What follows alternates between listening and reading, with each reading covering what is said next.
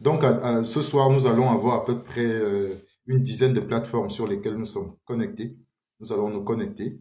Donc, nous sommes en live. Vous partagez comme vous pouvez, partagez. Je sais que d'autres personnes viendront également. Ils vont nous prendre en cours. Alors, nous allons discuter de choses extrêmement importantes. Nous allons parler de choses extrêmement importantes, des choses qui englobent la vie des milliers de Camerounais, des choses qui englobent la vie de beaucoup de personnes. Euh, Nous avons la chance d'avoir une personne en fait qui peut nous expliquer un certain nombre de choses. Des personnes en fait qui observent la vie camerounaise, la vie politique camerounaise, parce que la vie politique de notre pays à l'heure actuelle est complètement, pour ne pas abuser, je vais dire à la ramasse.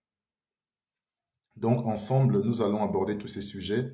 Je vous en prie, partagez sur Calvin Onana, vous pouvez partager. Également sur RPCam, vous pouvez aussi partager. Sur ceux qui sont connectés sur la Lions TV, vous pouvez également partager pour que nous soyons,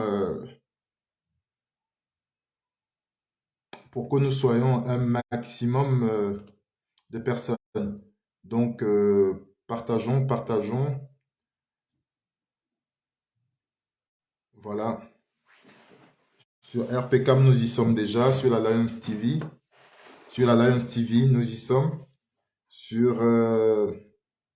Donc, pour ceux qui veulent nous voir, hein, allez-y sur la Lions TV, allez-y sur RPCam, allez-y chez Martinez, allez-y chez Junior, pardon, enfin, je dis Martinez, chez Junior.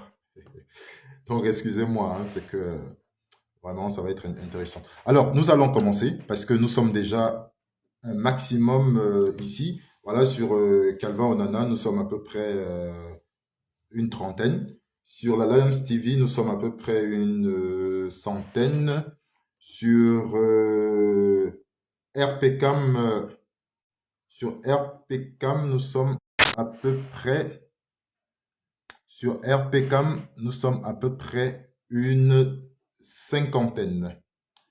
Alors, je vais donc, je vais inviter Martinez Junior Zogo parce que Junior, c'est mon invité ce soir. Junior, il est mon invité ce soir. Je vais l'inviter. Il va nous rejoindre le temps qu'il se prépare. Il est en train de se préparer. Il va nous rejoindre d'un moment à un autre. Mais je veux dire que ça va être de haute facture. Ça va être de haute facture parce que nous sommes sur plusieurs plateformes. Nous allons être énormément écoutés. Même Yaoundé est en train de nous écouter à l'heure actuelle. Nous allons tout simplement dire la vérité. Nous allons tout simplement parler de ce qui se passe. Nous ne sommes pas ici pour indexer telle ou telle personne. Nous ne sommes pas ici pour détruire telle ou telle personne, mais nous sommes ici pour la vérité. La vérité est la chose la plus importante dans tout ce que nous vivons dans notre pays. Le Cameroun est un héritage en commun. Et cet héritage, nous ne devons pas du tout nous amuser avec. Et on ne peut donc pas laisser que des personnes viennent s'amuser avec. Nous sommes tous Camerounais. Et nous avons le droit de regard sur ce qui se passe dans notre pays. Nous sommes tous Camerounais. Et c'est cet héritage que nous allons laisser à nos enfants. Chacun de nous, où qu'il soit, quoi qu'il fasse, a le droit et le devoir de participer au développement de notre Cameroun. Donc, il est hors de question, je dis bien, il est hors de question que nous laissons une horde. Beaucoup me trouvent souvent excessif, mais je vais dire horde de bandits, de malfrats, de mafieux, prendre en otage notre pays, prendre en otage notre nation. Ils sont en train de distiller la peur au sein de la population, une population qui est extrêmement pauvre. Ils ont décidé d'instaurer la peur. Sauf que non, nous n'allons pas avoir peur. Nous n'allons pas avoir peur. Nous avons la responsabilité de dire aux personnes qui vivent dans notre pays, aux personnes qui vivent au Cameroun comme s'ils étaient des étrangers, à ces Camerounais qui vivent au Cameroun comme s'ils étaient des étrangers. Nous avons le devoir de leur dire non, stop, non. Vous ne pouvez pas nous brûler de cette façon. Vous ne pouvez pas décider comme ça de nous tuer. Vous ne pouvez pas décider comme ça d'hypothéquer l'avenir de nos enfants, d'hypothéquer notre avenir. On vous dit non. Mesdames, Messieurs, quand nous prenons sur nous de faire ce genre de programme, c'est pour que ensemble, c'est pour que vous compreniez un certain nombre de choses pour des personnes en fait qui parfois ne comprennent pas ou alors parfois ne s'attardent pas sur certaines choses. C'est que quand vous voyez une situation, elle n'est jamais ce qu'on vous montre. À l'heure actuelle, on est en train de perdre les Camerounais à gauche à droite. On ne sait même pas ce qui se passe. On ne sait même pas où on va. Nous ne savons même pas si notre pays, aujourd'hui, c'est encore notre pays. Que se passe-t-il? Comment est-ce possible? Comment avons-nous fait pour arriver là? Où sommes-nous? Où allons-nous? Que faisons-nous? Qu'allons-nous faire? La vérité est que le peuple est le dernier rempart. Il est le dernier rempart à condition que ce peuple-là soit bien informé. Et c'est ici notre devoir, notre mission. C'est de vous informer, de vous donner la bonne information pour que vous soyez justement le gardien du temple, pour que vous soyez justement le rempart de la République. Le dernier, celui qui est censé protéger son héritage, c'est vous, le peuple. C'est nous, le peuple. Nous, le petit peuple. Il faut dire que nous avons tout donné à nos dirigeants. Nous avons tout donné à nos dirigeants. Que recevrons-nous en retour? Qu'est-ce que nous recevons en retour après avoir tout donné? Nous avons donné l'amour. Nous avons donné notre pays. Nous avons donné l'avenir de nos enfants. Et qu'est-ce qu'on a? Aujourd'hui, nous n'avons rien du tout. Aujourd'hui, ils se comportent avec nous comme si ils étaient des étrangers. Ou comme si nous sommes des étrangers chez nous, dans notre pays. Je vais donc dire que ce soir, c'est un live exceptionnel. Ce soir, c'est un live de haute facture. Ce soir, c'est un live de qualité supérieure. Ce soir, c'est un millésime.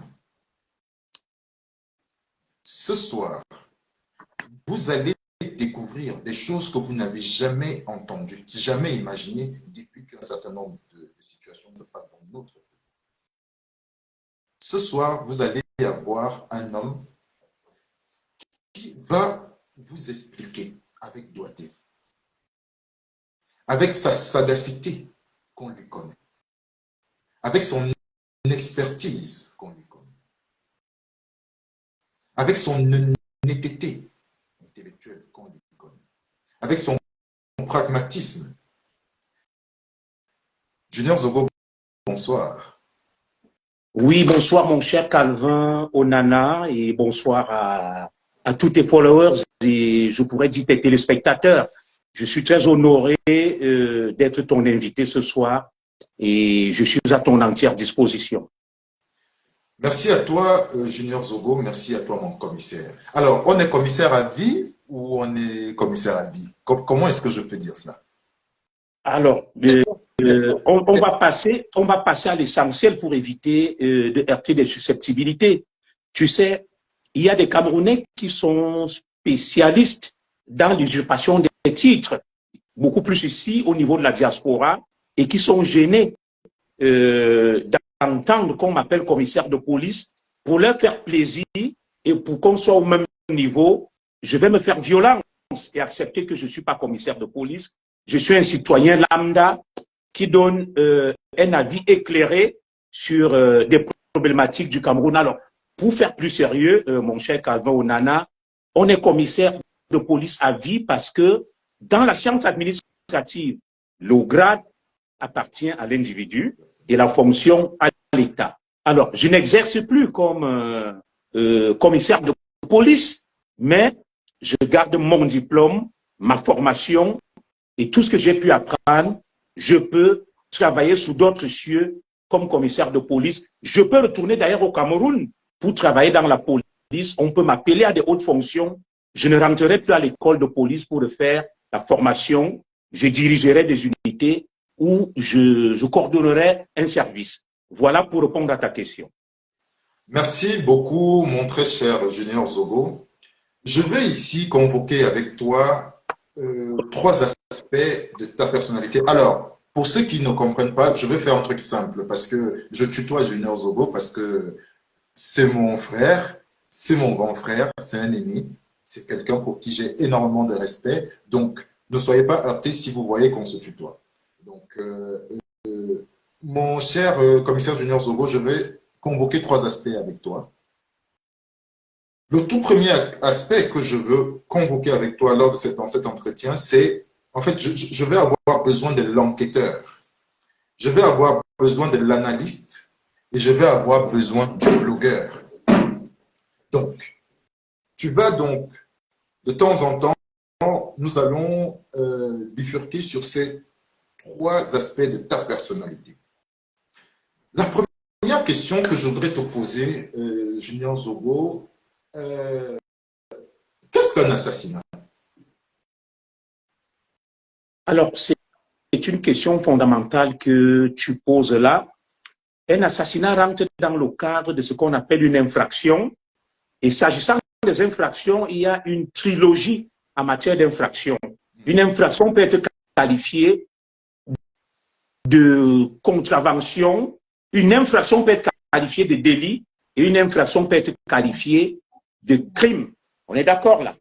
Alors, maintenant, un assassinat, ça rentre dans le cadre de ce qu'on appelle les crimes. Dans la trilogie des infractions, le niveau le plus bas, c'est les amendes, les contraventions.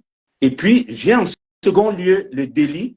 Et au haut de l'échelle, on a ce qu'on appelle le crime. Et c'est dans cette catégorie qu'on pourrait intégrer les assassinats. Voilà. Et maintenant, il faut faire une nuance entre un assassinat et un meurtre. Tout ça est très important. Donc, pour faire simple, un assassinat est une infraction sur le plan pénal qui relève de la troisième catégorie qu'on appelle la criminalité. Et c'est quoi le meurtre? Très bien. Alors, lorsqu'on va parler du meurtre et de l'assassinat, un meurtre, c'est une mort d'homme qui peut arriver sans avoir organisé ni prémédité. Un assassinat, il y a la préméditation, l'organisation. Vous savez, les éléments constitutifs d'une infraction, il faut réunir les moyens, il faut avoir l'intention et il faut passer à l'acte. Alors, on parle toujours de meurtre, d'assassinat. Il y a une confusion qui est entretenue entre un meurtre et un assassinat. Alors, je peux commettre un meurtre, n'est-ce pas, en donnant un coup de poing, en donnant la mort sans avoir eu l'intention, sans avoir organisé. Maintenant, l'assassinat, il faut avoir organisé, réuni des moyens pour pouvoir passer à l'acte. Alors que tu peux donner un coup, tu peux empoisonner quelqu'un, tu peux provoquer une mort sans l'avoir prémédité, sans l'avoir organisé. Donc, la nuance est au niveau de la préméditation. On ne prémédite pas dans le cadre d'un meurtre, mais un assassinat est toujours prémédité. Alors, dans le cas du journaliste, tout d'abord, avant d'entrer dans ça, j'aimerais savoir, tu t'appelles Junior Zogo. Martinez Zogo s'appelait également Martinez Zogo. Je veux, quel est le lien que vous pouvez avoir, ou alors c'est juste une coïncidence de patronyme? Très bien, à l'entame, tu as entretenu des lapsus en disant vous pourriez aller sur la page de Martinez Zogo et très vite tu t'es rattrapé, je ne suis pas Martinez Zogo, je suis Junior Zogo. Alors très bien, Martinez Zogo, le nom Zogo est un nom porté particulièrement dans la Léquier. C'est un nom qui relève, n'est-ce pas, de la grande chefferie chez les Mandissa, notamment le grand chef Zogo Fudangono, qui était très connu. Voilà, il y a eu des chefs tels Zogo Fudangono à TBB, à Tanganchama. Alors, la plupart de ceux qui portent ce nom sont des descendants, de près ou de loin, du grand chef Zogo Fudangono. Alors, ça pourrait aussi être une homonymie parce que il y a des Zogo que je ne connais pas, avec lesquels je n'ai aucun lien de parenté. Mais pour ce qui est de Martinez Zogo, Martinez était non seulement un ami, parce que je l'ai connu lorsqu'il était à Radio Siantou, il m'a énormément défendu lorsque j'ai eu des ennuis dans la police. Martinez Zogo, en plus d'être un ami, était également pour moi un journaliste, ou tout au moins un animateur, pour qui j'avais beaucoup de respect. Et de par le travail qu'il faisait, il était aux côtés des plus faibles, des plus fragiles. C'était la voix des sans-voix. Et pour terminer, Martinez Zogo est un proche parent du côté de mes oncles à Ebebda. Moi, je suis le neveu des Ebebda. Alors, Martinez Zogo est également presque le neveu des Ebebda, parce que sa mère et ma mère sont des cousines du côté des Ebebda et de Djouniat, et qui sont allés en mariage ailleurs. Donc, je considère Martinez Zogo comme mon cousin, en fait. D'accord. Donc, tu considères Martinez Zogo comme ton cousin. Alors, dans le cadre de l'affaire Martinez, parce que je veux rappeler aux uns aux autres qui nous suivent que Martinez Zogo est un journaliste qui était directeur de l'antenne Amplitude FM, Amplitude. Il n'était pas directeur, il était chef de station. Chef de chaîne. Voilà. Et il animait l'émission très populaire appelée Embouteillage. Absolument. Alors, dans l'affaire Martinez Zogo, peut-on dire qu'il a... En fait, je t'emmène quelque part. Je veux savoir, peut-on dire qu'il a été assassiné ou il a été... a-t-il été assassiné, Martinez Zogo? Alors, permettez d'abord que je puisse exprimer toute mon émotion et toute mon indignation face à ce crime pour le moins odieux. Il faut ne pas être un humain pour ne pas condamner ce genre de crime. Alors maintenant, je vais adresser notre message à ceux qui pensent qu'ils ont le monopole, n'est-ce pas, de ce que François Mitterrand appelait, si mes souvenirs sont exacts, ceux qui pensent avoir le monopole du cœur. Ceux qui pensent avoir le monopole du cœur et qui veulent nous soumettre à la dictature de l'émotion. Personne n'a le monopole du cœur. Et moi, je ne m'inscris pas dans la logique de la dictature de l'émotion.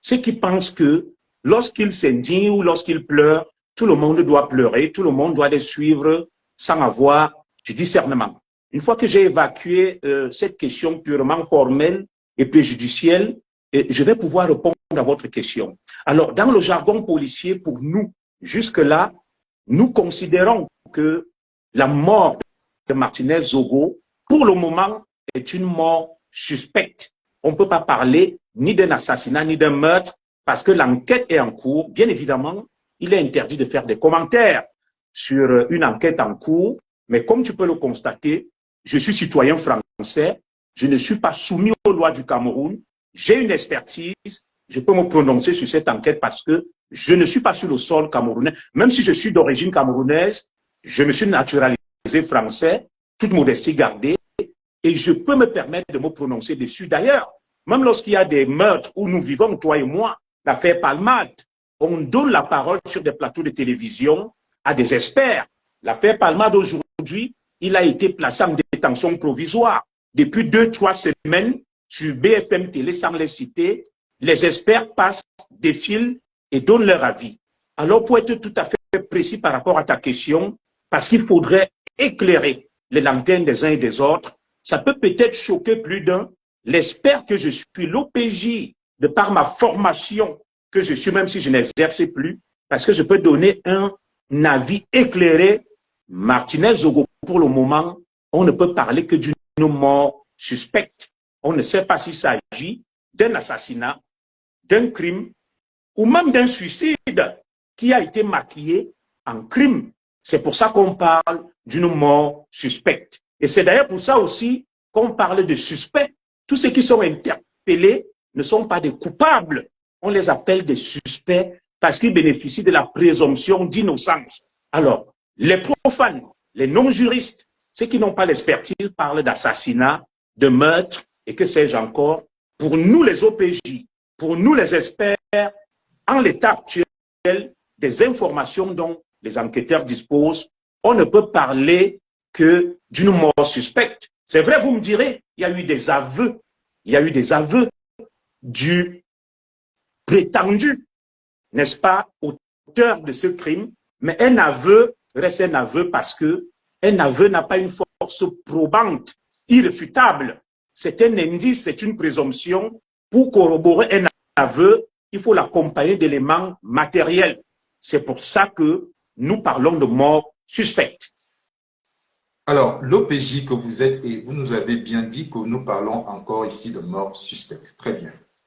Comment comprendre que 10 jours avant la mort de Martinez Zogo, un animateur, journaliste, blogueur basé à Paris a plus ou moins détaillé ce qui allait arriver à Martinez Zogo quelque temps avant? Comment est-ce qu'on comprend cette situation-là? On fait ça comment? Est-il devin ou alors il est... Très bien.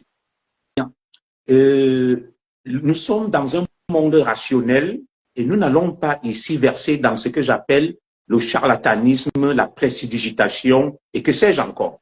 Une enquête, c'est une méthode scientifique. Alors, il y a une discipline qu'on nous a enseignée à l'école supérieure de police qu'on appelle l'analyse du phénomène criminel. Ça s'appelle la criminalistique. Pour nous, lorsqu'il y a la découverte d'un corps, dans le cas de ce que j'ai appelé mort suspecte, on procède à ce qu'on appelle une analyse criminelle pour voir qui peut avoir eu des antécédents. Et bien évidemment, il y a une autre notion juridique qui va intervenir, ce qu'on appelle des témoins. Et parmi les témoins, il y a des témoins dits assistés, des gens qui peuvent concourir à la manifestation de la vérité. Maintenant, un individu qui se lève 2 semaines avant la survenance d'un crime, qui donne des détails précis, qui donne le déroulé, le narratif, bien évidemment pour nous, il est considéré soit comme un suspect, soit comme un témoin. Et il me semble de bon ton que ces individus se mettent à la disposition de la justice pour pouvoir concourir à la manifestation de la vérité. Et les enquêteurs disposent, n'est-ce pas, d'une panoplie de moyens pour pouvoir amener ceux-là qui ont annoncé 2 semaines à l'avance ce qui allait se passer pour pouvoir les contraindre même au besoin à venir se justifier afin de permettre à l'enquête d'évoluer. On n'a pas forcément dit qu'ils sont des auteurs, des co-auteurs ou des complices. On les considère soit comme suspects, soit comme des témoins. Et vous savez que parmi les témoins, il y a des témoins assistés. Alors, à mon humble avis, des enquêteurs camerounais devraient mettre sur pied une commission rogatoire, mettre en branle les accords entre le Cameroun et un certain nombre de pays afin d'entendre ces individus qui en savent peut-être un peu trop sur cette affaire. Je ne sais pas si j'ai clairement répondu à votre question. L'enquêteur que je suis, j'aurais été en charge de ce dossier. J'aurais émis des convocations à destination de ces individus, de ces lanceurs d'alerte qui en savent un peu trop. Et comme ils sont à l'étranger, on peut pouvoir mettre en action ce qu'on appelle la coopération judiciaire entre le Cameroun et un certain nombre de pays dans le cadre d'une commission rogatoire afin de les entendre soit comme témoins, soit comme suspects. Alors, tu demandes à ce qu'on mette en place une commission de ce genre. Mais la question que je veux poser, le fait que l'enquête soit mise entre les mains du tribunal militaire, est-ce qu'il y a une possibilité que cela puisse arriver? Est-ce que le commissaire du gouvernement ou alors les enquêteurs ont-ils les moyens nécessaires pour pouvoir mener ce genre d'action? Alors, je ne sais pas, est-ce que c'est pas important de repréciser ta question? Lorsque tu parles des enquêteurs du tribunal militaire, alors, tu parles des moyens. Je ne sais pas, est-ce que tu peux être plus précis pour que je puisse éclairer les lanternes des uns et des autres, s'il te plaît? Je vais être très précis. Ce que je veux dire, ce que je te pose comme question, c'est de savoir, est-ce que le commissaire du gouvernement, à l'heure actuelle, a des moyens pour pouvoir mettre mettre en place une commission dérogatoire qui permette à ce qu'on puisse interroger des personnes basées en France qui ont pu dire avec exactitude ce qui allait arriver à Martinez Zogo. D'accord, là, je cerne parfaitement les contours de votre question. Peut-être derrière le terme savant, commissaire du gouvernement, il faut simplifier les choses. Le commissaire du gouvernement n'est autre que le procureur de la République dans la version militaire. Voilà, c'est le parquet, c'est le ministère public. C'est lui qui enclenche ce qu'on appelle en matière de procédure pénale l'action publique. Alors, un commissaire du gouvernement, la justice militaire, tribunal militaire, c'est un tribunal spécial et d'exception qui dispose des mêmes prérogatives, des mêmes compétences et des mêmes droits que les tribunaux, tout au moins les juridictions d'ordre judiciaire, ce qu'on appelle les juridictions ordinaires. Oui, ils sont formés. Ce sont des magistrats pour la plupart qui ont fait l'école nationale de magistrature, qui sont entourés, qui disposent des mêmes moyens que des juges ordinaires. D'ailleurs, au niveau du tribunal militaire, en matière de crimes, il y a ce qu'on appelle la collégialité. Ils ne vont pas exercer seuls. Le commissaire du gouvernement a certainement des substituts, des adjoints, il a des greffiers, il a un staff, il a une équipe, il peut recourir à toute expertise, il peut utiliser tout moyen légal mis à sa disposition pour concourir à la manifestation de la vérité. C'est tout simplement une enquête dans le versant militaire parce que cela implique ce que j'ai appelé ici des militaires dans le cadre de la loi de 2017 portant Code de justice militaire et même de la loi de 2014 portant répression des actes de terrorisme. Oui, le commissaire du gouvernement, c'est pas lui qui juge, c'est lui qui engage des poursuites. Et maintenant, en matière de crime, il faut savoir une chose. Le commissaire du gouvernement ne peut continuer avec cette procédure. Il va certainement, lors de la prochaine comparution, du prochain déferment, il va prononcer ce qu'on appelle un réquisitoire introductif d'instance et au regard des éléments portés à sa connaissance, il décidera soit d'une relaxe des suspects, soit de l'ouverture d'une information judiciaire. Et le juge d'instruction va prendre le dossier en main et le commissaire du gouvernement va se dessaisir au profit du juge d'instruction qui va diligenter la procédure. Et pour nous les experts, c'est ce que nous attendons dans les prochains jours, l'entrée en action du juge d'instruction parce que c'est un crime. En matière de crime, c'est une enquête complexe. Il faut des investigations poussées et cela ne peut être mené que par un juge d'instruction. Alors, mon commissaire Junior Zogo, justement, en tant que commissaire, en tant qu'enquêteur et expert de ces questions, il vaut mieux parler d'OPJ. Voilà, les enquêteurs sont des OPJ. Ce sont des auxiliaires du procureur et du commissaire du gouvernement. Bon. Nous travaillons sous la coordination du parquet, du ministère public et du commissaire du gouvernement. nous menons des investigations, des recherches sous les ordres du commissaire du gouvernement pour ce qui est de cette enquête. Je veux donc convoquer ici l'enquêteur, l'OPJ. À ton avis, nous sommes des personnes qui ne maîtrisons pas ces choses. Où en est l'enquête exactement? Très bien.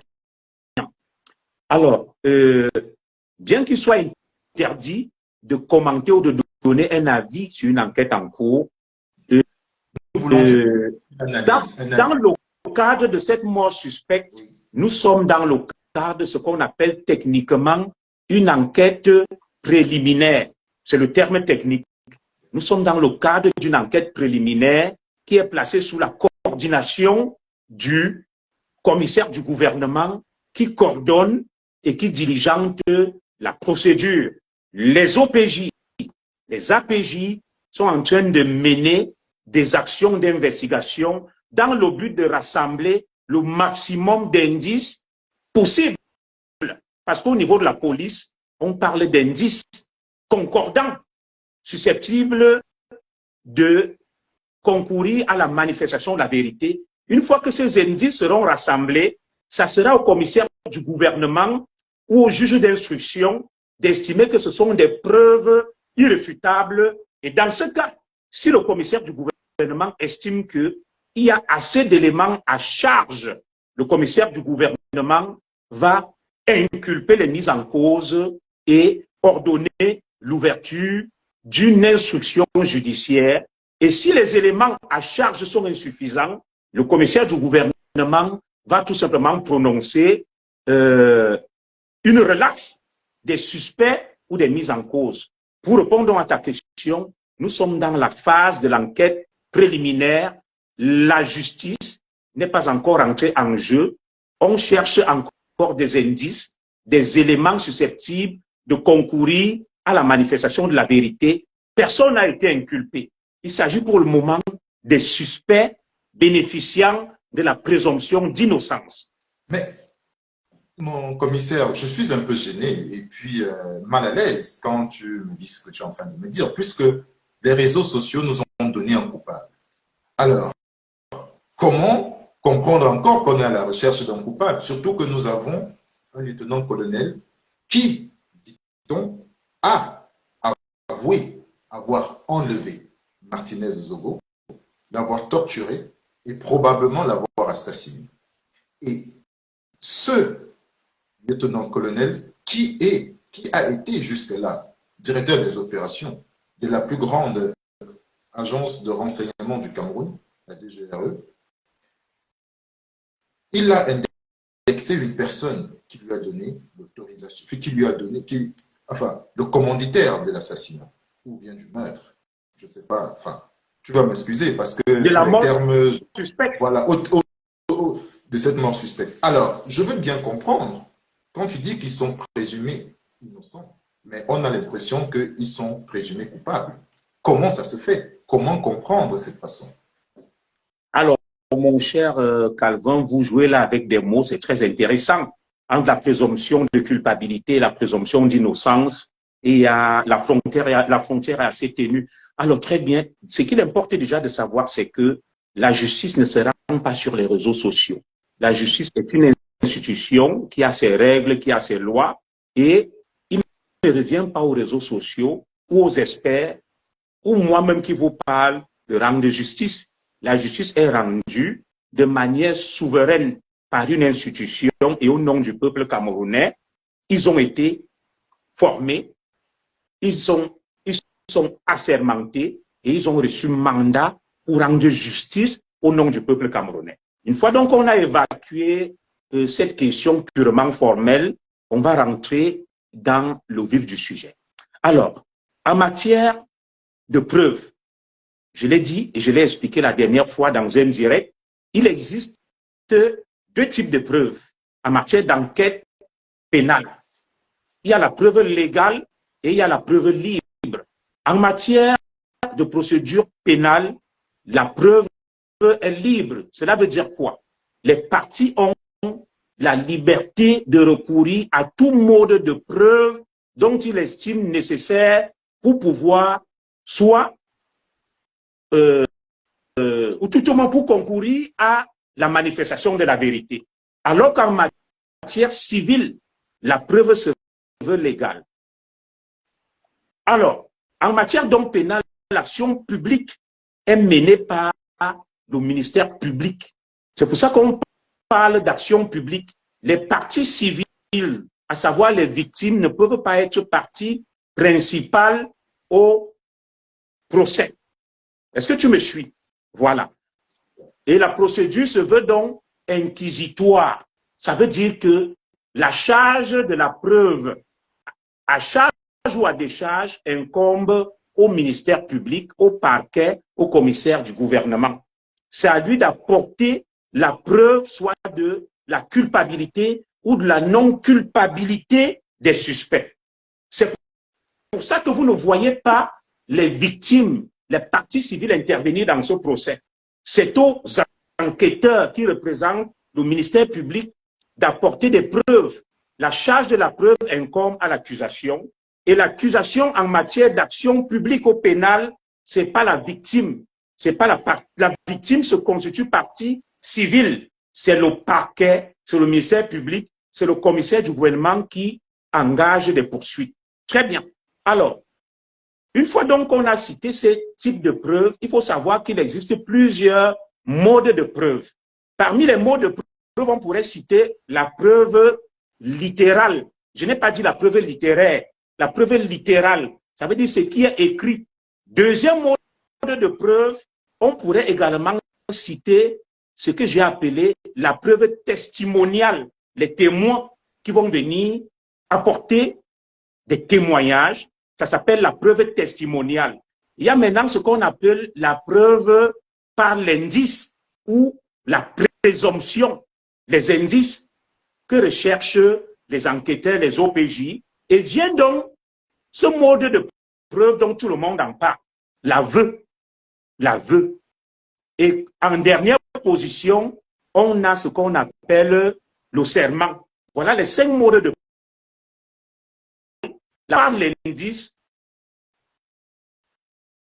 ou la présomption, l'aveu et le serment. Maintenant, il importe de noter que l'aveu a une force probante, ça veut dire une valeur juridique à nuancer. Le juge, le procureur, le commissaire du gouvernement n'est pas tenu par l'aveu d'un suspect. Il va donc statuer selon son intime conviction. Ça veut dire que la force probante, la valeur d'un aveu juridiquement, ça ne pèse pas. Pour qu'un aveu soit transformé en preuve, il faudrait que cet aveu soit accompagné par des éléments matériels qui corroborent l'aveu. Alors, très bien. S'agissant donc de l'aveu, il importe de savoir qu'il existe 3 types d'aveux. On peut faire des aveux comme moyen de défense, que on passe aux aveux, on soulage sa conscience, on déclare « je ne peux plus vivre avec ce crime, moi je me libère et je vais négocier peut-être ma peine ». C'est ce qu'on appelle comparution en reconnaissance préalable d'aveu. C'est un terme très technique. Donc, le suspect dit « c'est inutile d'aller chercher M. Onana Calvin, c'est moi l'auteur de ce crime. Je soulage ma conscience ». C'est un moyen de défense. L'aveu peut aussi être interprété comme un moyen de protéger l'auteur d'un crime. C'est ce que j'ai appelé l'aveu sacrificiel. On se sacrifie pour quelqu'un. On a vu des gens qui déclarent que c'est elle qui a fait, alors qu'en réalité, c'est quelqu'un d'autre. Ça s'appelle un aveu sacrificiel. Maintenant, il y a le 3e type d'aveu, ce que j'ai appelé l'aveu vindicatoire. Ça veut dire quoi? Ça veut dire, un suspect se lève et déclare que ce que j'ai fait, c'est plutôt tel qu'il a fait. Il livre à la vindicte quelqu'un. Alors, comme un aveu peut donc être interprété de 3 manières, les enquêteurs ne peuvent pas prendre un aveu pour parole d'évangile, parce que l'aveu peut être considéré comme un moyen de défense. Et nous connaissons des gens qui sont passés aux aveux, mais plus tard, il s'est avéré que ce n'était pas eux qui avaient commis le crime. Nous avons vu un cas ici en France. lorsqu'on recherchait l'acteur Palmade, là, il y a un SDF qui s'est présenté auprès de la police. Tu es en France, tu as suivi cette actualité, qui a dit « J'étais avec eux dans la voiture », alors que c'est quelqu'un qui n'était pas là, qui ne connaissait rien de cette affaire. Les enquêteurs l'ont auditionné et l'ont relaxé. C'était tout simplement une fausse piste et un bluffeur. Maintenant, l'aveu peut aussi être considéré comme un moyen de protéger un criminel, un assassin. Moi, je me lève, je suis une mère, j'estime que je suis un père, j'estime que je suis vieux, mon fils a encore tout son avenir devant lui, mon fils commet un crime et je déclare que c'est moi. C'est ce qu'on appelle un aveu sacrificiel. Et maintenant, le troisième type d'aveu, c'est pour se venger de quelqu'un qui peut être innocent. Je viens, j'accuse Onana d'avoir tué mon grand-père qui est mort en 1980. C'est ce qu'on appelle un aveu vindicatoire. Alors, au regard donc de ces différentes interprétations dont pourrait faire l'objet un aveu, la valeur d'un aveu pour les juristes, pour les experts, les OPJ et même les magistrats reste moyen et discutable. Un juge, un magistrat ne peut, mais alors au grand jamais, s'appuyer sur un aveu pour motiver une décision de justice ou une condamnation. Sauf si chaque partie passe aux aveux, reconnaît, et on va donc procéder à des recoupements, à des investigations, à des indices qui vont permettre à ce qu'on établisse des éléments matériels certifiant que c'est toi qui l'as fait. Alors, je vais chuter par cette belle question que tu viens de me poser en disant ceci. Lorsque nous voyons les enquêtes modernes, comme dans ce pays où nous vivons, jamais les enquêteurs, les OPJ, ne commencent par demander au suspect d'avouer le crime ou le délit. Dit avoue, non. Ils vont rechercher des éléments matériels qu'ils vont rassembler, soit par infiltration, soit par écoute téléphonique, soit par indice, soit par des procédés scientifiques, ADN, empreintes génétiques, et vont donc les ramener vers le suspect et lui dire, nous avons assez d'éléments matériels attestant que c'est toi l'auteur. Est-ce que tu peux donc passer aux aveux? Alors, la démarche inverse est tout à fait maladroite, de commencer par les aveux et de rechercher des éléments matériels.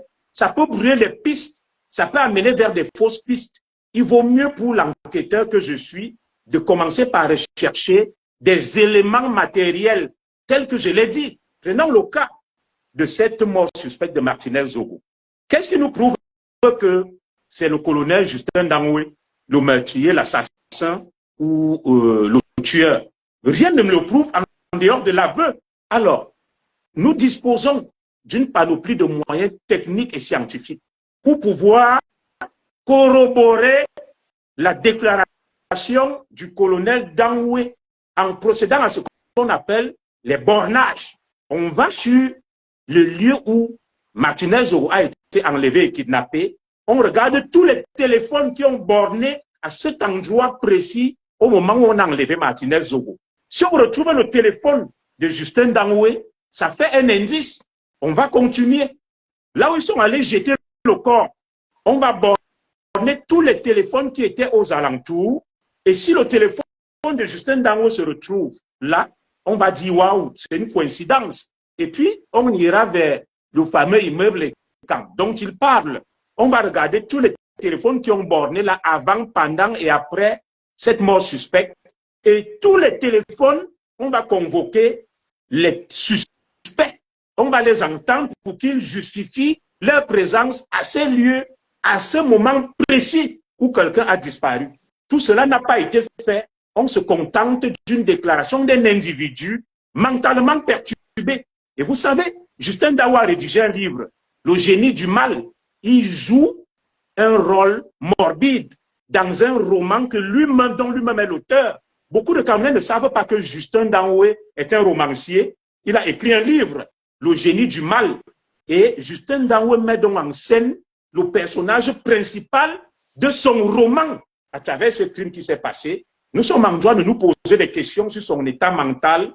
Nous sommes en droit de nous poser pas mal de questions. Alors, je vais vous laisser continuer à me poser des questions pour pouvoir éclairer le public. Alors, tu sais, mon commissaire, bon, enfin, je suis désolé, j'ai du mal à enlever ça dans ma bouche, de ma bouche, hein. Quand tu parles, en fait, quand tu parles, ça nous éclaire tellement qu'on a envie de t'écouter. Et je ne suis pas le seul, parce que quand je lis les commentaires ici, c'est incroyable. Tout le monde a vraiment envie de t'écouter et on veut que tu continues, que tu ailles. Alors, je vais te poser Merci. une question, celle de savoir, est-ce que, à ton avis, cette enquête, est-ce qu'on est vraiment à la recherche de la vérité ou alors est-ce qu'on est à la recherche d'autre chose parce qu'on ne parvient pas à comprendre? Et la deuxième question que je vais te poser pour que tu puisses répondre aux deux, c'est de savoir où se trouve la scène de crime exactement. Comment jusqu'ici, nous n'avons pas de scène de crime? Si je me base sur les propos de l'avocat de M. Amourou Belinga, qui est le bâtonnier maître Tchungon, qui a dit jusqu'ici, nous n'avons pas de scène de crime. Est-ce que nous n'avons pas de scène de crime? Est-ce qu'il y a une scène de crime? Et est-ce qu'on est vraiment à la recherche de la vérité? Je vais commencer par répondre par la deuxième question qui me paraît plus simple. Alors, le colonel Justin Danoué est passé aux aveux.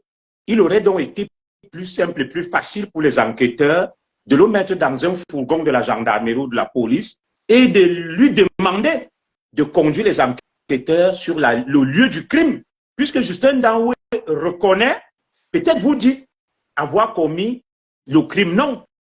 Il y a plusieurs versions qui circulent. Justin Danoué déclare qu'il a enlevé et kidnappé Martinez Zogo pour lui administrer une correction. Il l'a corrigé et il l'a laissé vivant et qu'il y aurait un deuxième commando qui serait venu le liquider. Alors, très bien. La première démarche de mes collègues devrait consister à demander à Justin Danoué de les conduire sur les lieux où il a administré une correction à Martinez Zogo. C'est simple comme bonjour. Alors, je ne sais pas pourquoi les enquêteurs ne demandent pas à Justin Danoué, le colonel qui est passé aux aveux, de les conduire là où il a torturé et administrer une correction à Martinez. Ça nous permettrait déjà d'avoir une scène de crime. Je ne sais pas si on est d'accord jusque-là. Puisqu'il a fait des aveux, il a reconnu que c'était lui. Alors, c'est simple. Qui conduisent donc les enquêteurs sur les lieux où il a administré une correction à Martinez Zogo. Alors, il est également assez curieux d'apprendre que celui qu'on présente comme l'assassin, le meurtrier, ou tout au moins l'auteur de la mort suspecte, passe aux aveux et déclare qu'il n'a tué personne, qu'il a plutôt administré une correction. Alors, comment peut-on considérer M. Amourou Belinga comme le commanditaire d'un meurtre, d'un assassinat, d'une mort suspecte, alors que celui qui avoue être l'auteur déclare qu'il n'a tué personne, qu'il a plutôt administré une correction et qu'un second groupe serait venu l'achever? Nous allons évoluer. Maintenant, votre question qui est celle de savoir si dans cette procédure, on recherche la vérité, la justice, ou alors on veut livrer quelqu'un. Moi, je vais vous répondre simplement. La justice camerounaise, mon cher Calvin Onana, et ses propos m'engagent, est à l'image de la situation du Cameroun. Un pays qui se désagrège, c'est le chaos. Vous avez vu des images, nous venant du Nozo, où on organise la course du Mont Cameroun, où des bombes explosent partout, au nez et à la barbe des policiers, des gendarmes, des militaires qui escortent les coureurs, les athlètes. Oui, tu voulais dire quelque chose. Oui, justement, j'allais en venir avec toi sur sur ce pan-là. On reste focus sur la question concernant la scène des crimes et si on recherche la vérité sur la mort. Merci beaucoup. Nous allons en venir en deuxième temps, nous allons en venir sur la... Une petite parenthèse pour mettre en exergue l'état de déliquescence du pays. Alors, très bien. Qu'est-ce qu'on peut attendre d'une justice, mon cher Calvin Onana? Ne soyons pas fourbes et hypocrites. Il est évident qu'au Cameroun, nous connaissons des gens qui sont des bourreaux, des auteurs d'actes odieux qui payent de l'argent et qui se soustraient des griffes de la justice. Tous les Camerounais le savent. Tendez le micro à quelqu'un. Alors, je ne vais pas jeter ici l'anathème sur ce corps qu'est et cette institution qu'est la justice, parce que le mal du Cameroun, c'est un mal systémique. Il n'y a pas un seul pan de la société qui ne soit pas gangréné par l'incurie, la médiocrité et la politique de la survie. Vous comprenez? Voilà. Alors, le Cameroun est un grand malade. Dans ce grand malade, il y a un système qui a été mis en place. C'est le système des créatures. Il y a des créateurs qui ont créé des créatures.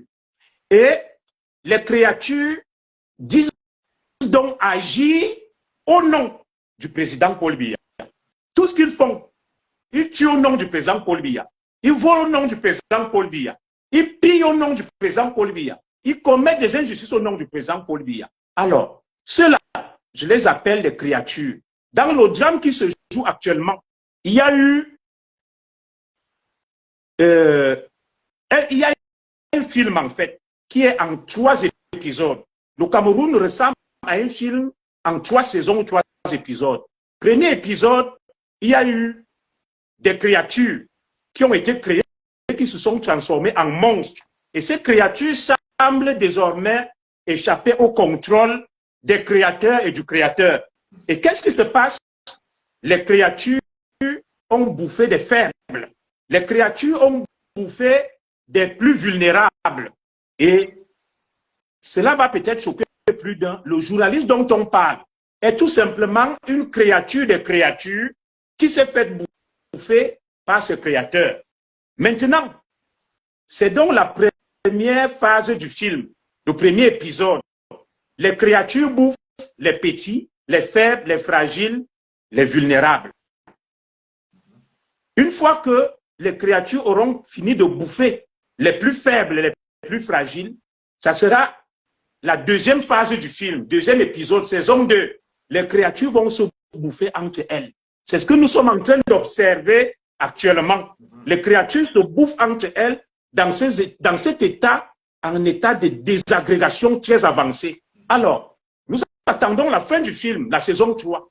Le 3e épisode, laisse-moi, ces propos m'engagent, risque d'être soit les créatures qui vont bouffer les créateurs ou les créateurs, ou alors c'est le créateur ou les créateurs qui vont bouffer les créatures. Lorsque je me situe donc au niveau de l'enquête qui est menée, qu'est-ce qu'on peut attendre d'un système gangréné par la corruption, l'incurie, la médiocrité? La justice camerounaise n'est qu'un maillon de cette chaîne qui est faite des créateurs, des créatures et tout simplement des objets. Alors, notre justice est aux ordres des créatures. La justice ne sera rendue que conformément à la volonté des créatures. Ceux qui tiennent, n'est-ce pas, cette justice-là et que nous connaissons. Alors, vous n'êtes sans savoir qu'il y a des clans, mon cher Calvin Onana. Ce que je dis n'engage que moi. Et la justice, dans son versant militaire, est incarnée par qui? Le ministre de la Défense, le secrétaire d'État à la gendarmerie, le secrétaire général à la présidence de la République, qui sont en train de mener une enquête. Alors, il y a une question qu'on pourrait se poser. Je vais chuter par cette figure de style et cette parabole. Vous imaginez quelqu'un qui a atteint d'un cancer à la phase finale, ce qu'on appelle les métastases. On va donc chercher un membre de son corps pour essayer de voir si ce membre est encore ce nom. Le Cameroun est comme quelqu'un qui a atteint d'un cancer à la phase finale avec les métastases. Nous attendons tout simplement la mort du patient. Ce patient-là, il n'y a plus rien à faire. Le patient est presque déjà déclaré cliniquement mort. Il faut une renaissance du Cameroun parce que dans ce Cameroun-là, l'État s'est désagrégé. Il y a un désamour. Ce que nous assistons aujourd'hui à quoi? C'est tout simplement la version finale d'une longue agonie, d'une longue descente aux enfers d'un pays avec des gens qui dirigent un bateau comme le Titanic. Et ce bateau est en train de courir vers le naufrage, mais les différents capitaines, comme des autistes et comme tout simplement des personnes atteintes de troubles dissociatifs, continuent à mener le navire vers le naufrage collectif, malgré les pleurs des occupants et des passagers qui leur disent « Nous ne voulons plus continuer dans ce navire.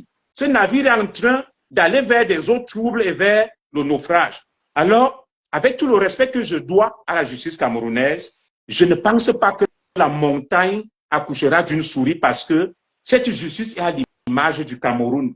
Un pays gangréné par la corruption, les réseaux, la médiocrité, les trafics d'influence, la loi du plus fort. Dans cet épisode, donc, dans ce podcast, on s'attend à ce que soit les différents clans se neutralisent et trouvent un compromis à travers l'outil judiciaire, soit les différents clans, il y a un clan qui aura le dessus et qui va bouffer les autres, ou alors le créateur va siffler la fin de la récréation, soit en sacrifiant un camp, soit en mettant les deux camps à égalité, ou alors en se débarrassant tout simplement des deux camps. Voilà ce que je puis vous dire de manière parabolique et de manière tout à fait anecdotique sur les attentes vis-à-vis de la justice camerounaise, que je respecte, mais qui ne peut pas faire mieux que ça, parce que même la plus belle femme du monde ne peut donner que ce qu'elle a. La justice camerounaise, comme tous les grands corps, est gangrénée par les trafics d'influence, la corruption, l'injustice, la survie et tout ce que vous pouvez imaginer. Alors, que faut-il attendre de ce petit élément d'un vaste maillon qui est malade et en état de désagrégation très avancée?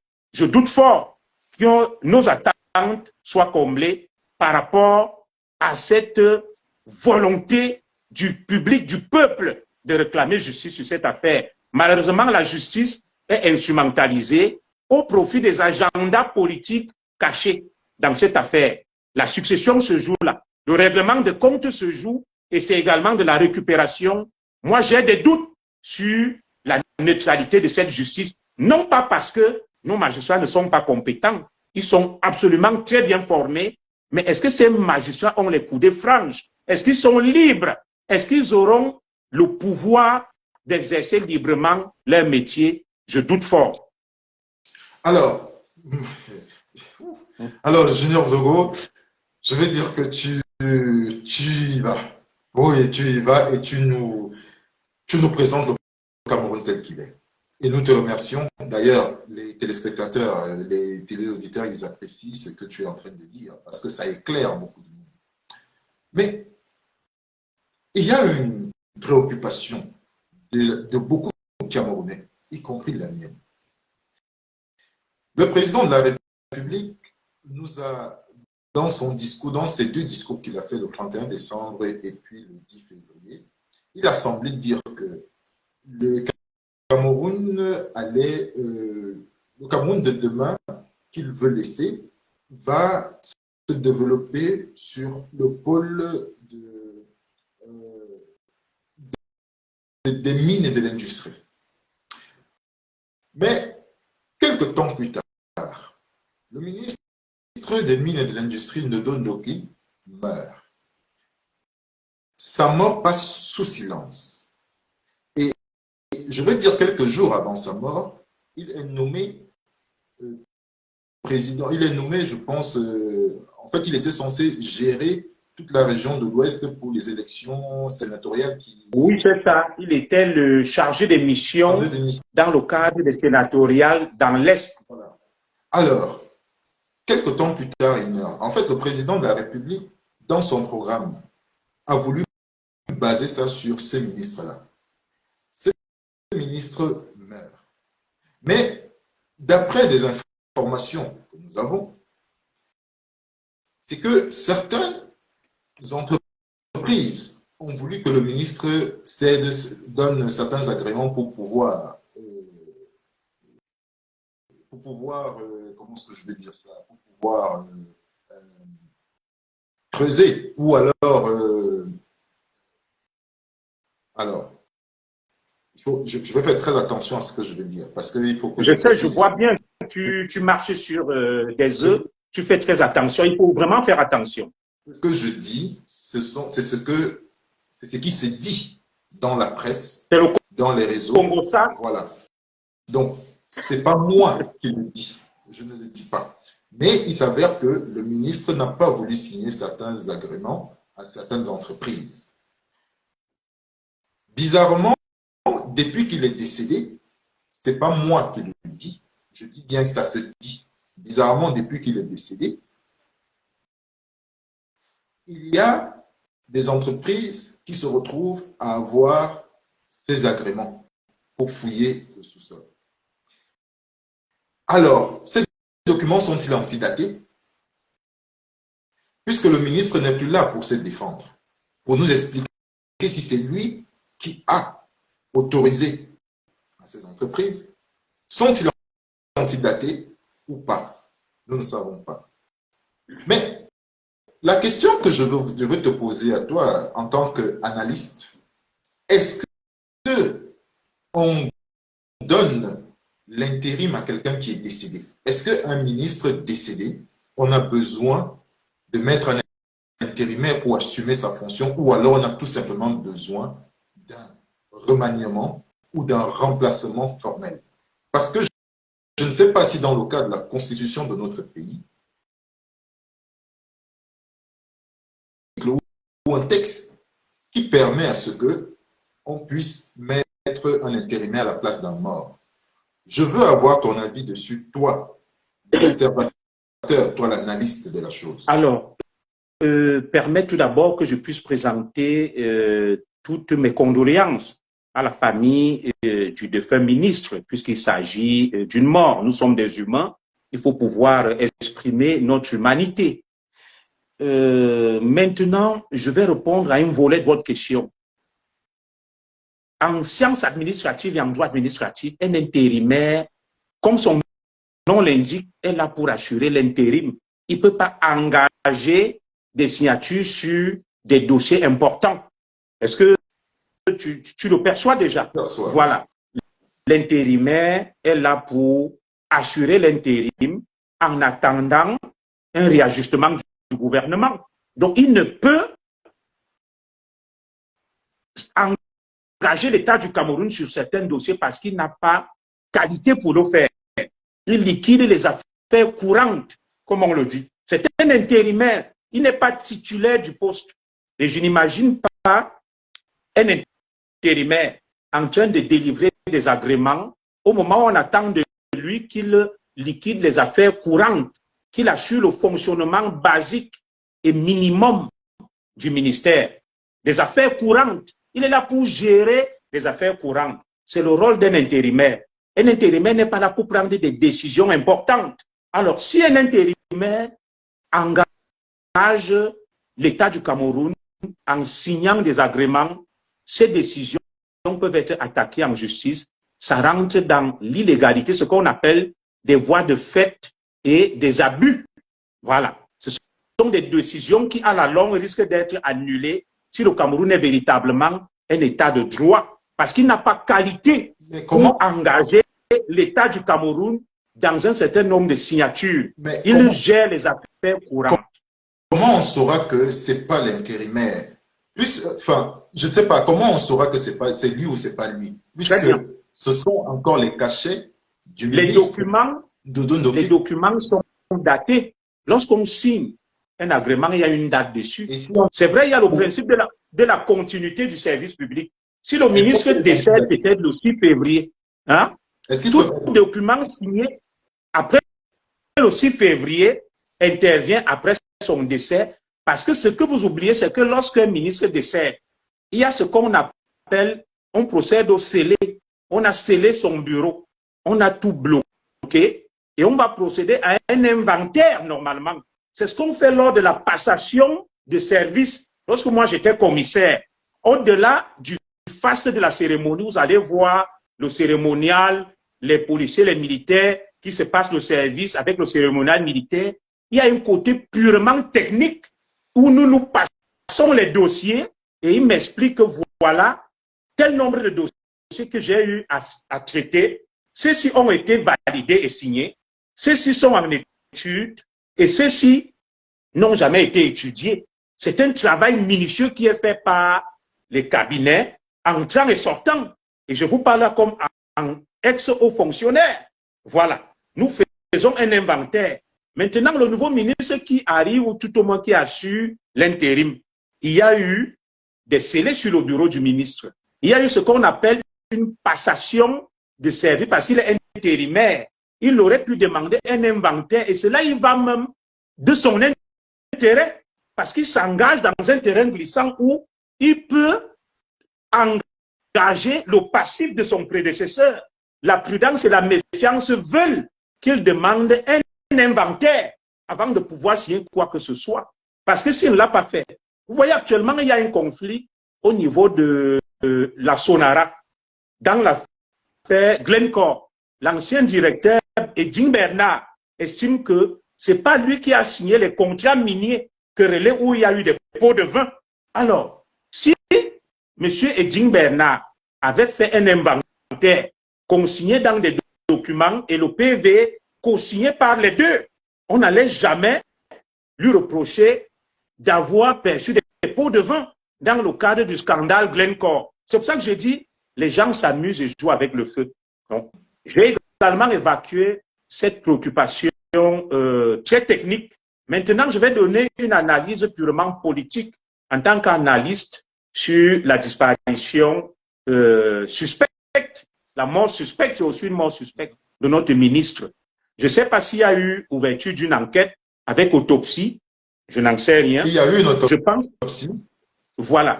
Je pense que la moindre des choses aurait été d'ouvrir une enquête et de procéder à une autopsie afin d'établir la cause exacte de cette mort brutale et soudaine du ministre des Mines. Alors, très bien.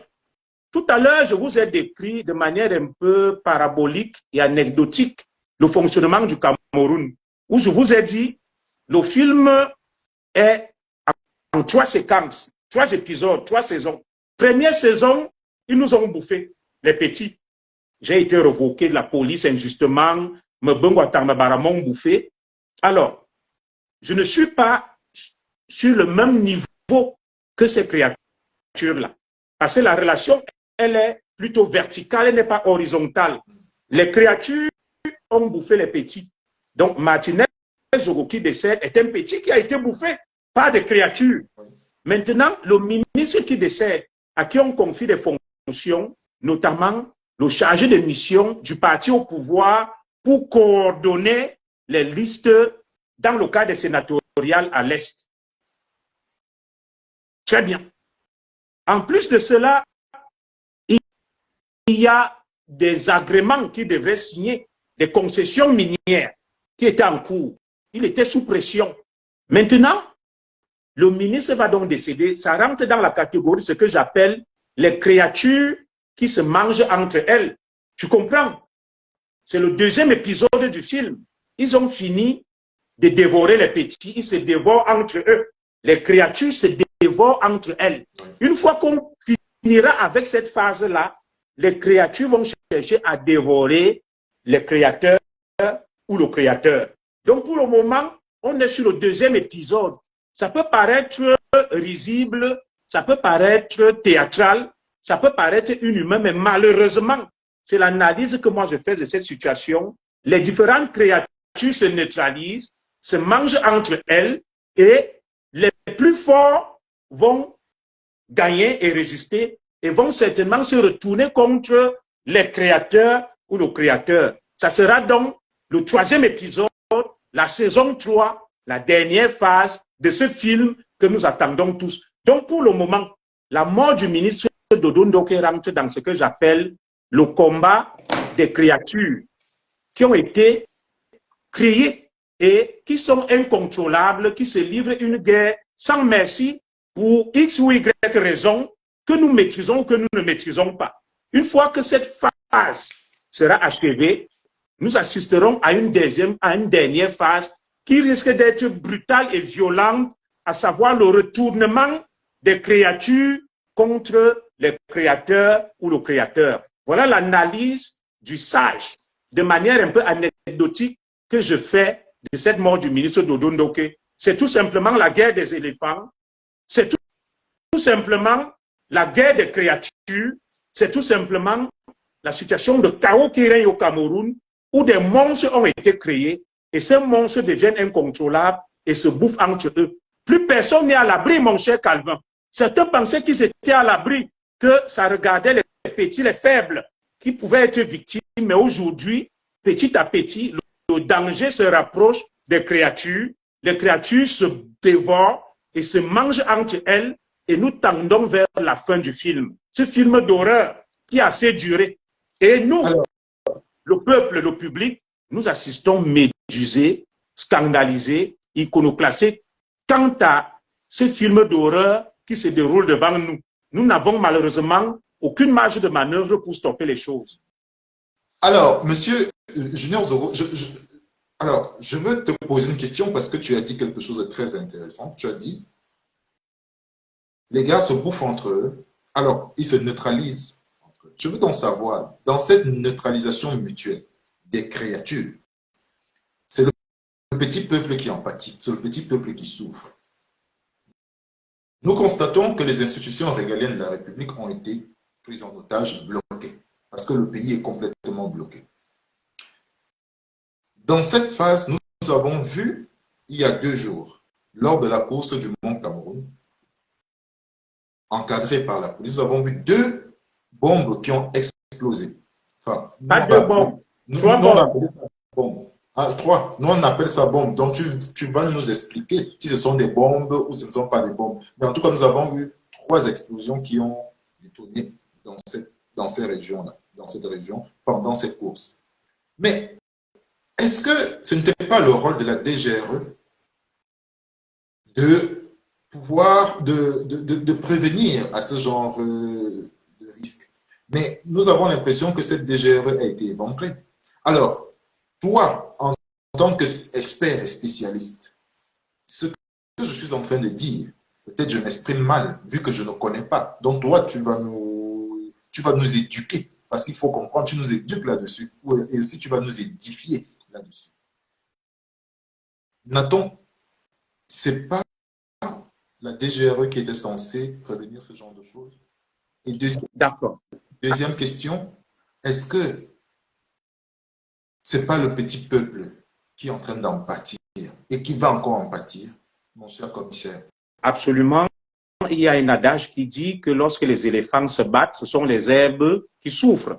Il y a un lourd tribut qui doit être payé par ce peuple. Alors, au niveau de ce que vous appelez bombes, je vais plutôt donner le terme technique. Ce sont des engins explosifs improvisés, des bombes artisanales, pour faire simple. Dans le jargon technique, ça s'appelle des engins explosifs improvisés, EEI. Ce sont des bombes artisanales. Très bien. Parce que ce n'est pas des bombes en bonne et due forme. Voilà. Ce qui se passe dans le Nozo relève tout simplement de ce que j'ai appelé le chaos qui règne au Cameroun actuellement. Il y a des individus, le président Paul Biya, d'hypnose et de somnambulisme, qui lui font croire que tout va bien, qui parlent à son nom, qui décident à son nom, qui font des faux rapports et qui vont expliquer au chef de l'État, son excellence Paul Biya, que la situation est sous contrôle dans le Nozo parce qu'ils ont des intérêts. Ce sont des pompiers pyromanes. Ils alimentent ce conflit. Et ce que vous ignorez, mon cher Onana Calvin, c'est que des sommes colossales circulent là-bas, l'effort de guerre, pour acheter l'armement, nourrir les soldats et payer des primes.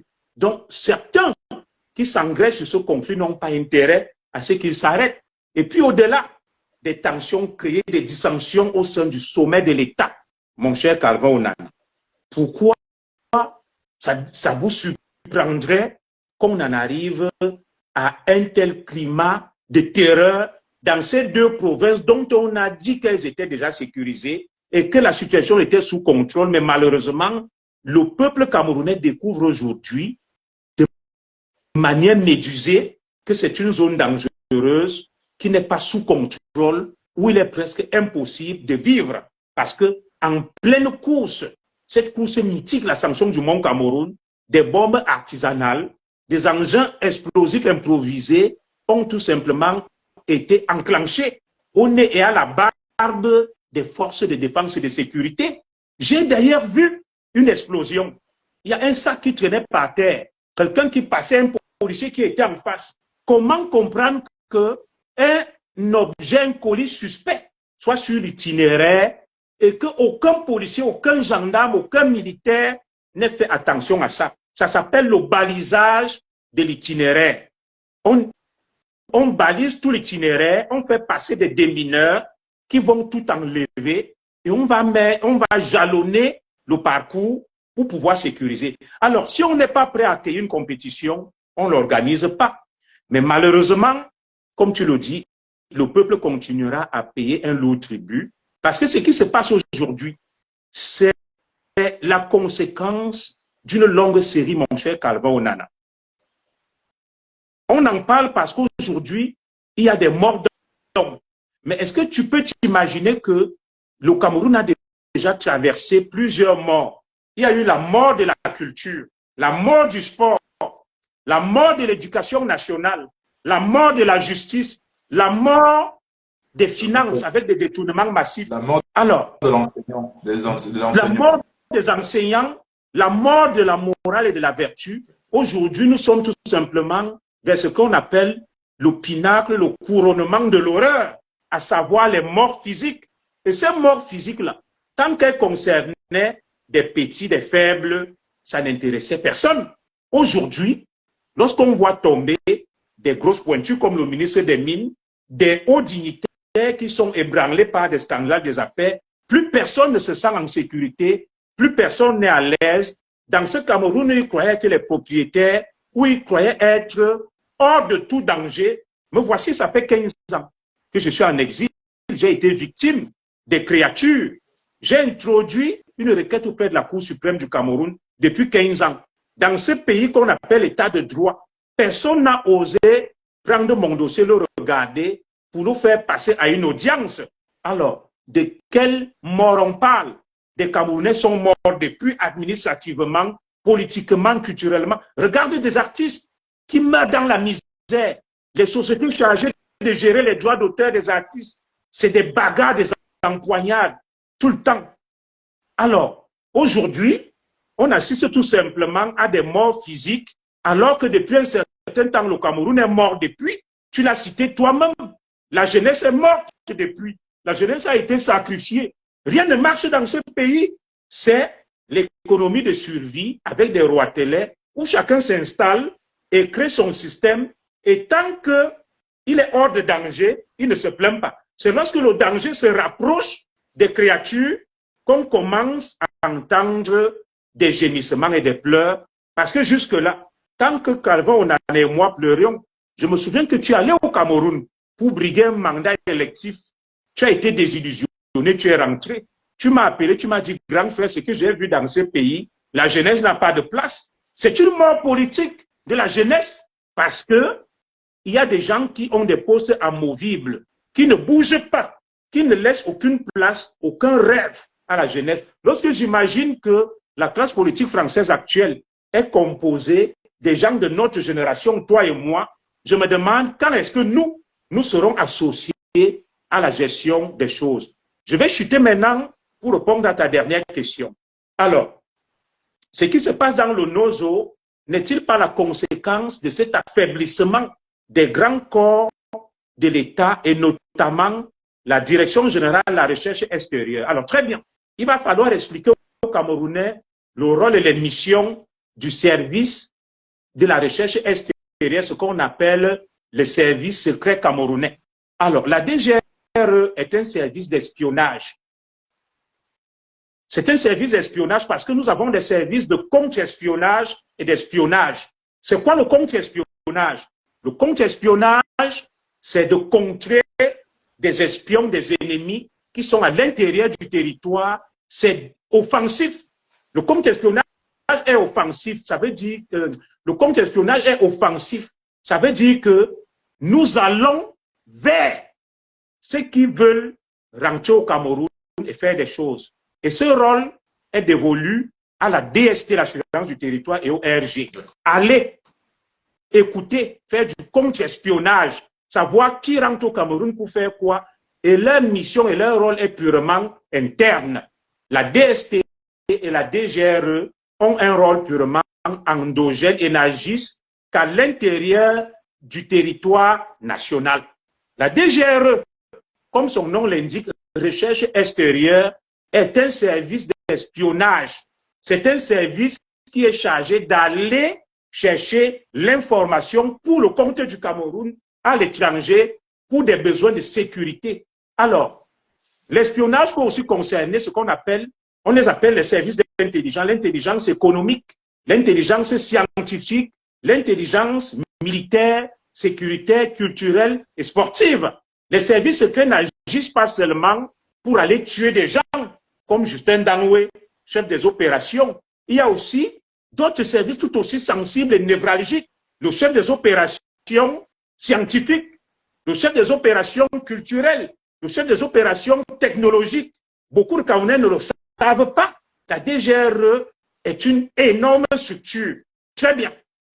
Alors, est-ce que dans ce qui se passe dans le NOZO, je vais peut-être trahir quelques secrets, il y a ce qu'on appelle la guerre des services de renseignement, parce qu'ils veulent se partager le butin.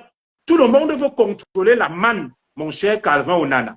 Alors, qu'est-ce qui se passe dans cette guerre que se livrent donc les services de renseignement que sont la DGRE, la DST, les RG et la sécurité militaire? Chacun bloque l'information, la cloisonne et ne la rend pas fluide.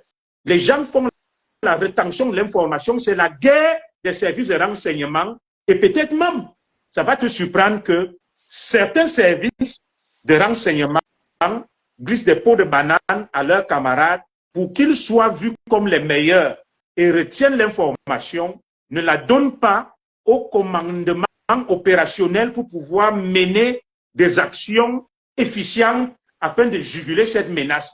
Très bien. Toi, tu n'as vu peut-être que la déliquescence de la DGRE. Moi, j'ajoute à cela la guerre des services de renseignement. Lorsque les services de renseignement du Cameroun ont fonctionné de manière coordonnée, il y a eu des résultats, comme face à Boko Haram. Il y a eu des résultats comme face aux séparatistes ambazoniens qui ont été extradés du Nigeria vers le Cameroun. Les services fonctionnaient normalement. Mais ce qu'on observe dans le NOZO, c'est qu'il y a des pompiers pyromanes. Il y a nos officiers qui sont à la tête des services de renseignement qui jouent un rôle trouble. Il y a des hauts dignitaires qui jouent un rôle trouble. J'ai pu échanger avec des militaires qui te disent qu'ils reçoivent des mauvais ordres, des mauvais renseignements et des mauvaises informations. Alors, la DGRE n'a pas un rôle de sécurisation en matière de renseignement local et interne. La DGRE va rechercher l'information à l'étranger afin d'aider l'exécutif à juguler la menace. Oui, le rôle de la DGRE est tout aussi primordial dans ce conflit du NOZO, qui est un conflit aux ramifications exogènes, parce que ceux qui alimentent ce conflit ne sont pas forcément sur le sol camerounais. Les financiers des terroristes, des séparatistes, des ambazoniens, appelez-les comme vous voulez, se trouvent pour la plupart à l'étranger. Et dès lors que la DGRE est asphyxiée, le conflit ne peut que connaître ces phases que nous connaissons aujourd'hui, à savoir un regain de violence et une reprise des activités des séparatistes, des terroristes, des ambazoniens, parce que cet outil dont dispose le Cameroun, à savoir la DGRE, ne peut plus se déployer à l'étranger pour aller faire de l'espionnage auprès des financiers et des soutiens des ambazoniens qui se retrouvent en Occident, en Europe et aux États-Unis. Et bien évidemment, ce regain de violence dans le NOZO est une conséquence de cet affaiblissement de la DGRE. Et nous nous demandons comment le chef suprême des armées, le président Paul Biya, laisse pourrir la situation. Tout un directeur de la DGRE, interpellé comme un gamin, gardé au CED, quel signal on donne? C'est une institution forte qui est chargée d'assurer la sécurité des Camerounais. Alors malheureusement, je peux vous affirmer ici que les Camerounais ne sont plus en sécurité dans ce conflit du Nozo. La menace risque de monter crescendo, notamment Boko Haram, notamment dans le Nozo et toutes les autres menaces parce que le service d'espionnage de recherche extérieure a été neutralisé, a été tout simplement mis en échec. Ils ne peuvent plus faire leur travail. Je crains malheureusement que dans les prochains jours, si le président Biya continue à observer, à regarder, qu'il y ait une recrudescence des attaques, que ce soit dans le Septentrion, à l'Est ou dans le... La plupart désir est face à l'offensive. Et si cette situation perdure, je mets les Camerounais en garde que dans les prochains mois, les séparatistes ambazonnais risquent de marcher sur Douala et Yaoundé si le président Paul Biya ne reprend pas rapidement la main pour réorganiser la DGRE. Alors, je vous dirais ceci. J'ai pu entendre que la DGRE est divisée. Il y a deux clans.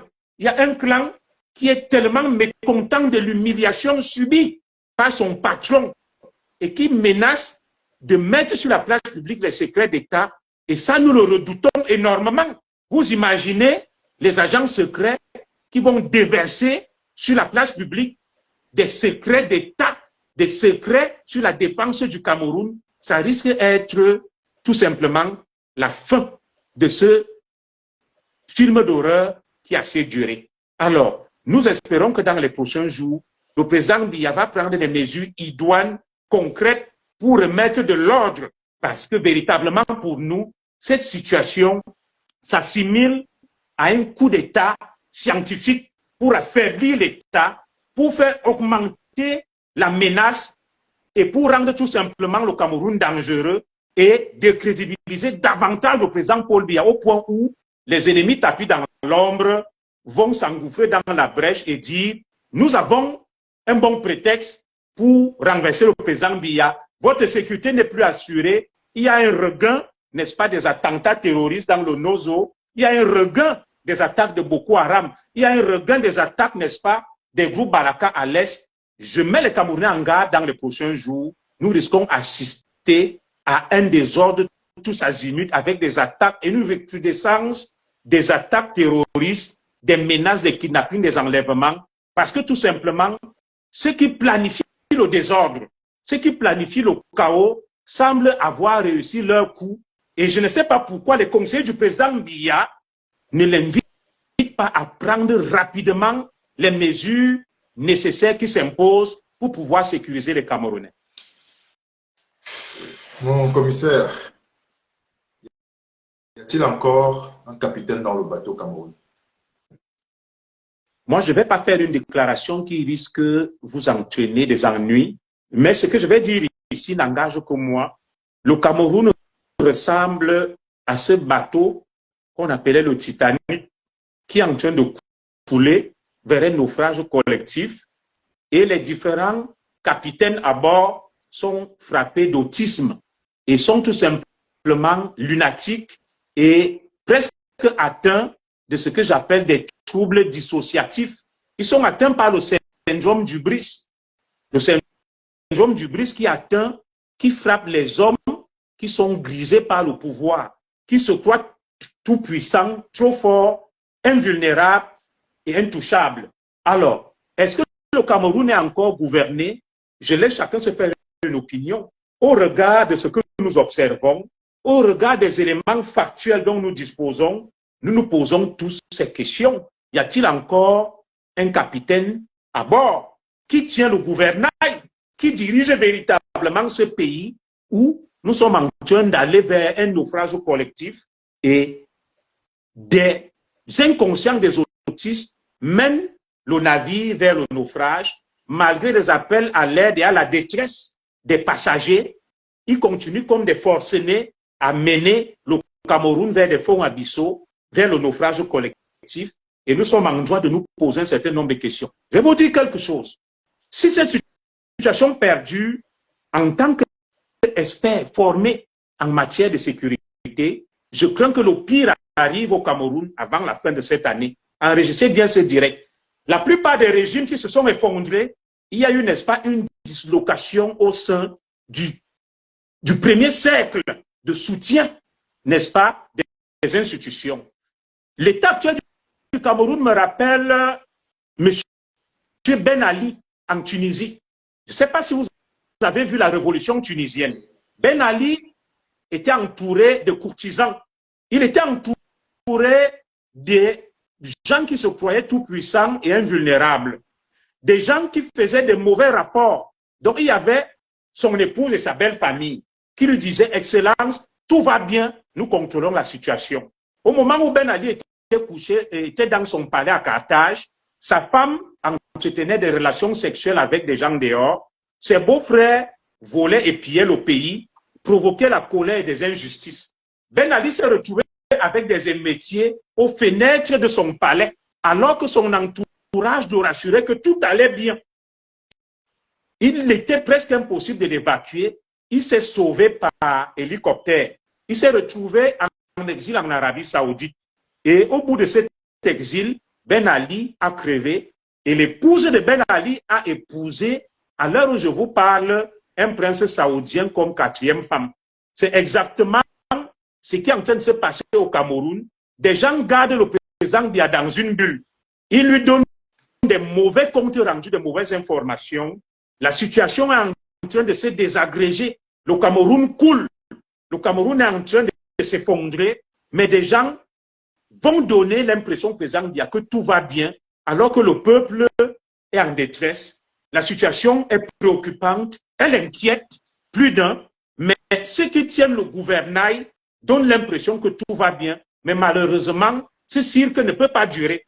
Ce cirque ne durera plus et je ne vends plus trop cher ceux qui tiennent le gouvernail. Si rien n'est fait, si des mesures idoines et nécessaires ne sont pas prises avant la fin de cette année, parce que dans ce système, on ne peut pas exposer des créatures au profit d'autres créatures.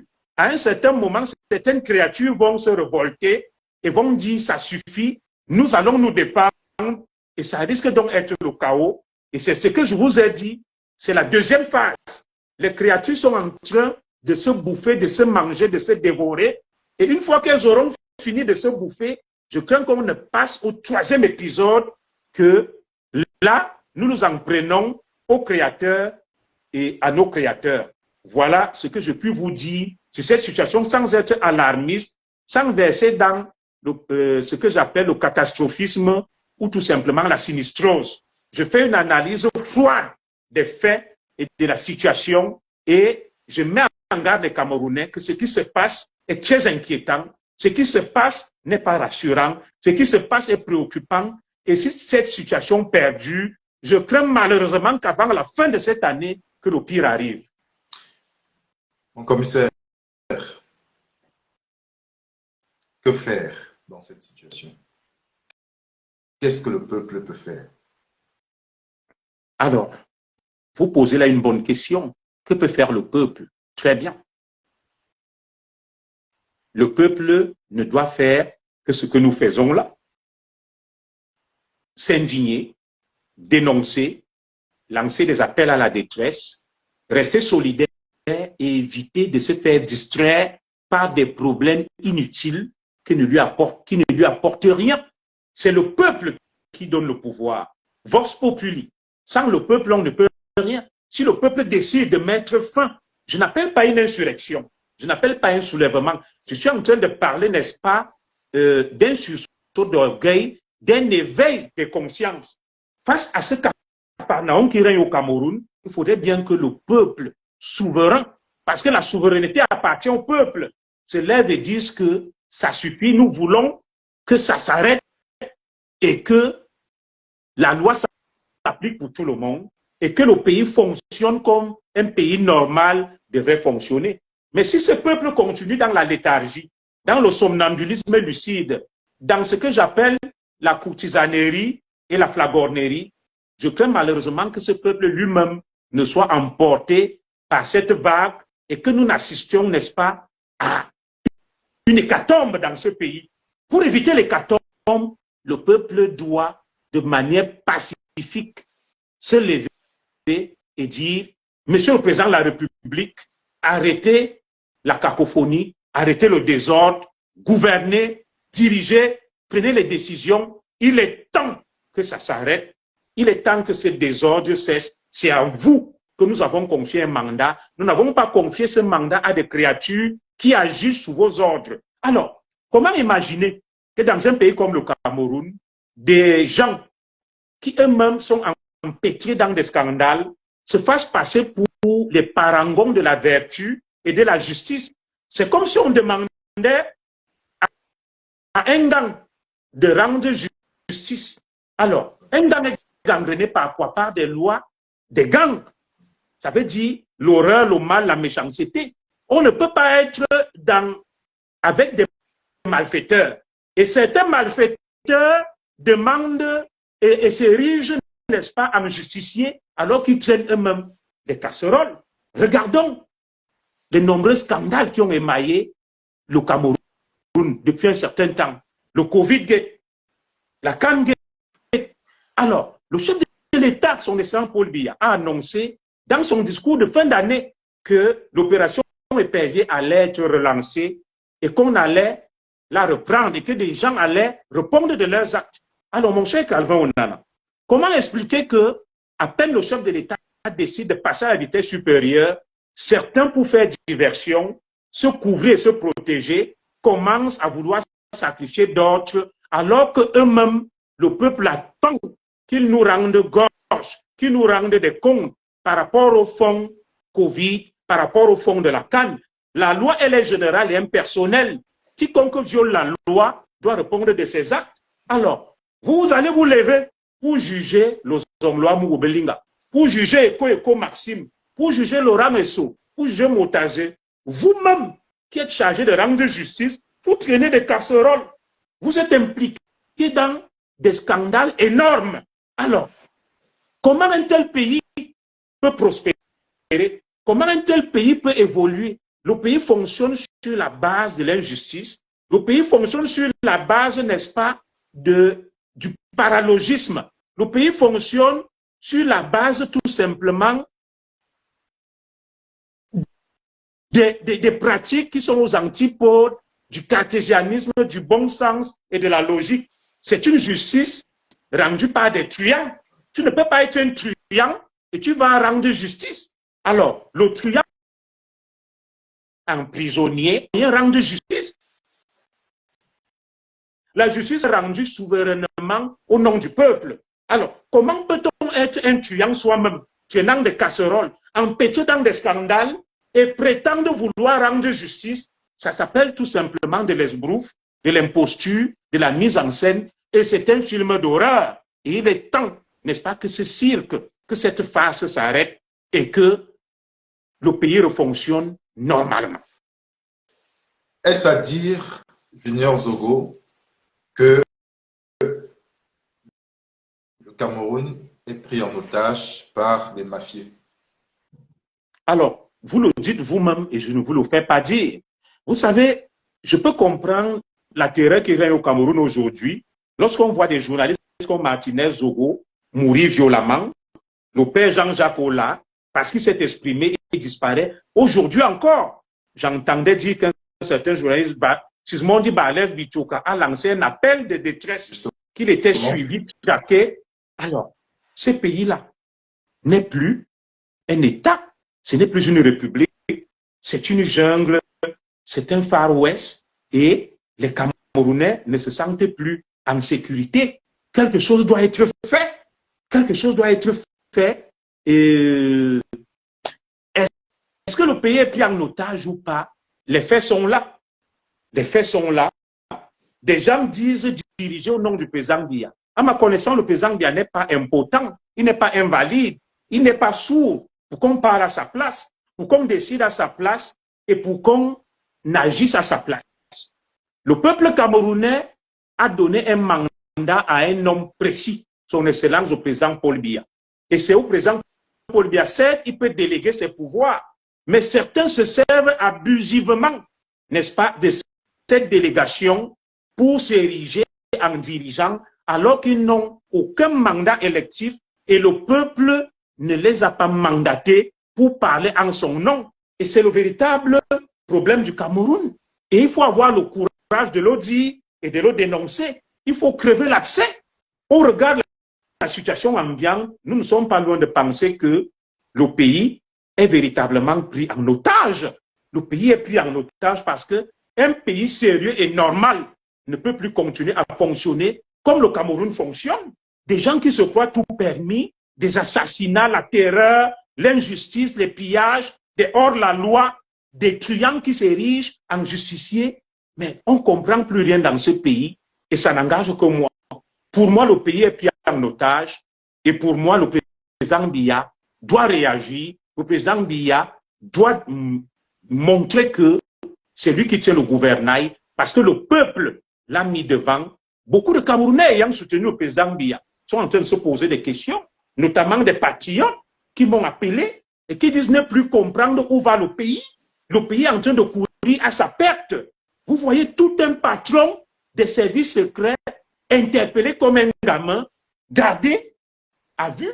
Quelle image et quel signal on donne aux voisins du Cameroun lorsqu'ils s'imaginent que le patron des services secrets du Cameroun est gardé dans une cellule depuis plus de 20 jours et que ce service névralgique et sensible qui est supposé assurer la sécurité des Camerounais se trouve aujourd'hui décapité. Alors, cela me ramène à ceci.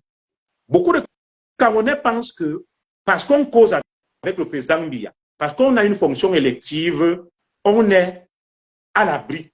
Ce système dévore ses propres enfants. C'est un système anthropophage et chronophage qui n'a pas d'amis. Alors, il faudrait donc que certains Camerounais comprennent que les intérêts du peuple sont au-dessus des intérêts égoïstes. Il faut éviter la courtisanerie, la flagornerie, ce que j'appelle la yobologie. Il y a des gens qui sont trop sûrs d'eux, comme ce patron de la DGRE, le divisionnaire Eko Maxime, qui était les bras, les yeux, les oreilles du président Paul Biya. Alors, il était trop sûr de lui. Alors, il s'est laissé prendre comme un gamin, ignorant que le système est à la dérive, le système est sans gouvernail, on ne contrôle plus rien.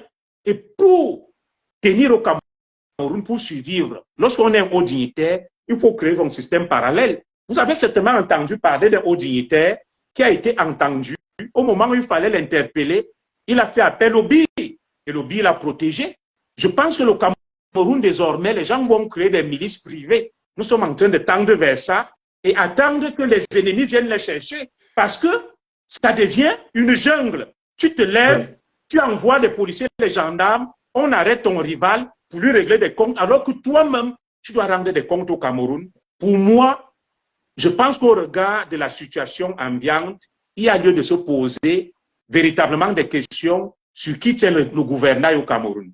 Mais mon commissaire, là tu m'inquiètes, là. Ce qui veut dire quoi? Que chaque Camerounais doit faire ce que l'État ne fait pas pour lui, donc il doit se défendre. Chaque Camerounais doit maintenant avoir une latte, marcher avec une latte ou un marteau, ou je ne sais pas. Non, mon cher Calvin, ce n'est pas ce que j'ai dit. Là, tu es en train de caricaturer un peu. Lorsque Justement, nous regardons des règlements de compte, la justice populaire, des gens qui sont lynchés, des gens qui n'ont plus peur de l'État, des gens qui se croient tout permis. Vous imaginez, à l'époque du président Amadou Ahidjo, un individu qui va se lever et qui va poser des actes au nom du président Ahidjo. Non. Je pense qu'avec le président Ahidjo, nous avons perdu quelque chose et nous avons gagné autre chose. Et maintenant, lorsqu'on parle, n'est-ce pas, des avantages, ce qu'on appelle, on évalue les pertes et les compensations. Nous avons gagné en liberté avec le départ d'Amadou Ahidjo, mais nous avons perdu parce que le laxisme s'est installé, le laisser aller, et c'est un État dans l'État, mon cher Calvin Onana. Il y a un État parallèle dont nous connaissons tous qui concocte des stratégies, qui met en place, qui prend des initiatives, qui brime et maltraite des Camerounais et qui dit parler au nom du président Paul Biya. Il faut avoir le courage de le dire. Tout le monde voit ce qui se passe. Il y a un État parallèle, un État dans l'État. Alors, pour survivre face à cet État, soit il faut aller en exil comme moi, soit tu péris comme Martinez Zogo et d'autres qui ont péri, Jean-Jacques Ola, ou alors tu te constitues une milice privée. Au moment où on t'attaque, ta milice te protège. Parce que nous risquons malheureusement d'arriver à ce stade-là. Dès lors que l'État n'est plus garant de la sécurité des citoyens, ce qu'on appelle les missions régaliennes, malheureusement, les citoyens risquent de s'organiser pour pouvoir assurer leur défense et nous risquerons d'assister à ce que nous observons au Brésil et au Mexique avec des seigneurs qui se protègent. Parce que si des tueurs et des malfaiteurs s'érigent en justiciers, arrêtent d'autres, les mettent en prison, les persécutent et les tuent, cette situation ne peut pas perdurer. Les gens vont observer et attendre que celui qui tient le gouvernail prenne des décisions et des mesures. Si ces mesures ne sont pas prises, les gens vont développer des stratégies leur permettant de se protéger et nous allons donc rentrer de plein pied vers ce qu'on appelle l'anarchie, vers ce qu'on appelle la loi de la jungle et de la nature. Malheureusement, ça sera la conséquence logique du climat qui prévaut actuellement, un climat de chaos, de capharnaüm, où on ne sait plus qui fait quoi et qui tient le gouvernail. Mon commissaire général Zogo, Je t'en prie. ça a été très intense, très intéressant. Nous avons déjà passé un peu plus de 1h45 ensemble. Il y a des Camerounais qui en redemandent encore, qu'on fasse encore la même chose, parce que je lis des commentaires. Et ce que je veux te demander de faire un exercice. Parle aux Camerounais à cœur ouvert. Et c'est sur ça que nous allons chuter. D'accord. Moi, je pas la science infuse, je ne suis pas un charlatan ou un prestidigitateur. Je n'ai pas une baguette magique que je vais parler et les choses iront de soi. Je suis un Camerounais, j'observe la marche des affaires publiques et comme tout Camerounais averti, avisé, je m'en inquiète. Ce que je vais dire à mes compatriotes, c'est que la situation qui prévaut actuellement au Cameroun n'a rien à voir avec la communauté, l'ethnie et la fibre tribale. Soit nous coulerons tous, soit nous serons tous sauvés. Ne jouons pas à ce jeu. Ne nous laissons pas divertir par une poignée de Camerounais qui tient les rênes du pouvoir et ont induit le président Paul Biya en erreur depuis plus de 40 ans et qui constatent qu'ils sont presque à la fin d'un cycle. C'est presque la fin du film. Ils veulent donc changer l'arme d'épaule pour s'ériger en bien-pensant, pour s'ériger en justicier et pour s'ériger en patriote, alors qu'ils ont les mains trempées de sang et de cambouis. Le sang des Camerounais qui pleurent, qui revendiquent justice. Et je n'ai pas dit que c'est de la responsabilité du président Paul Biya. Le président Biya a fait confiance aux gens qui sont devenus des monstres. Vous connaissez des gens qui créent des avatars qui n'arrivent plus à contrôler. Alors, cette situation qui prévaut actuellement au Cameroun, nous pouvons en rigoler, nous pouvons en blaguer, mais sachons que si rien n'est fait, si le peuple ne demande pas à ce que ça s'arrête, nous risquons malheureusement d'arriver à un bain de sang inévitable, où il y aura beaucoup de victimes, et c'est le moment de stopper tout ça. C'est le moment de dire la vérité. C'est le moment pour le peuple camerounais de dire à ses dirigeants que nous vous respectons, nous sommes des patriotes et des républicains, mais nous nous inquiétons de la tournure des événements et il est temps que des mesures fortes soient prises. Et ces mesures passent par quoi? Un, il faut rétablir la confiance entre le citoyen et les gouvernants. Il y a une crise de confiance entre les deux. Et cette crise est la conséquence logique d'un certain nombre de dysfonctionnements de ce que j'ai appelé des morts. La mort administrative, culturelle, sociale, politique et que sais-je encore. Et aujourd'hui, c'est le couronnement de ces morts, les morts physiques. On assiste à des morts violentes des petits et des grands. Alors, il faut rétablir la confiance. Il faut prendre des mesures fortes. Le Cameroun est constitué de 70% jeunes. qui est tenu à l'écart, exclu de la marche des affaires. On ne peut plus recommencer avec le même cirque. Voilà les sénatoriales qui arrivent, mon cher Calvin Onana. Il faut un renouvellement de la classe politique. Il faut un renouvellement de l'élite administrative. On ne va plus reprendre les mêmes et recommencer avec eux. Alors, en le faisant, nous sommes en train d'entretenir le terreau, n'est-ce pas, de la contestation. Nous sommes en train d'entretenir, n'est-ce pas, le terreau, n'est-ce pas, d'un chaos et d'une situation incontrôlable. Les cimetières sont pleins de gens indispensables. Il faut renouveler la classe politique. On ne peut pas reprendre les mêmes. On va à gauche, on va à droite, on dit Paul Biya, Yobayo, on est du RDPC, on remet les mêmes incompétents, les mêmes prévaricateurs, les mêmes somnambules, avec tout le respect que je dois aux institutions, qui sont là pour des intérêts purement égoïstes et matériels. Une fois que j'ai dit ça, il faut passer à la troisième phase. Le président Biya, nous le respectons. Il est le maître du temps. Mais c'est le moment de commencer à rassurer les Camerounais quant à la succession. Parce que tout ce qui se passe aussi a un lien étroit et conséquent avec cette succession. Le président Biya est un homme âgé. Il a été béni de Dieu d'avoir une longue vie. Mais tous ceux qui ont été avec lui savent pertinemment que, au regard de ce que j'appelle la biorhythmique, tout peut arriver à tout moment.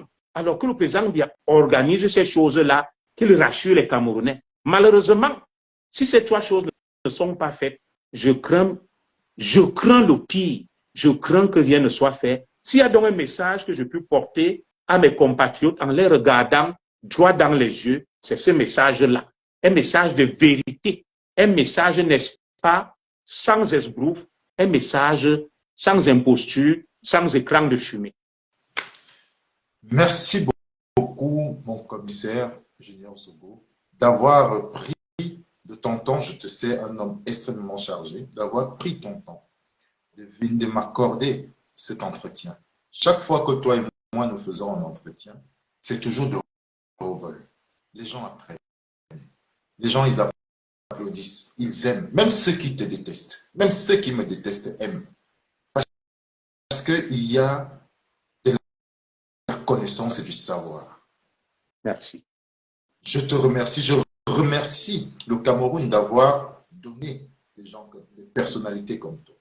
Merci. On peut ne pas t'apprécier, on peut ne pas t'aimer, mais on ne peut pas un seul instant dire que tout ce que tu as dit est faux. Et on ne peut pas un seul instant mettre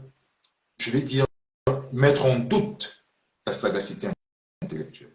Je te remercie, Junior Zogo, de toujours me faire l'honneur, chaque fois que je t'ai appelé, de m'accorder un entretien.